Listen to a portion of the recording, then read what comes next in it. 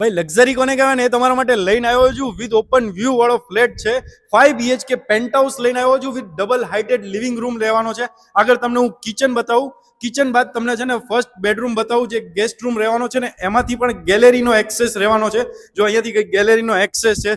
વધુ ડિટેલ્સ તમને જે બીજા 2 બેડરૂમ છે ને ચલો બતાવો આગળ. ચલો ભાઈ હવે તમને બીજો બેડરૂમ બતાવું છું. આ કંઈક વોશરૂમ અટેચ રહેવાનો છે, સેકન્ડ બેડરૂમ રહેવાનો છે, બી માસ્ટર બેડરૂમ સાઇઝના રહેવાના છે બધા.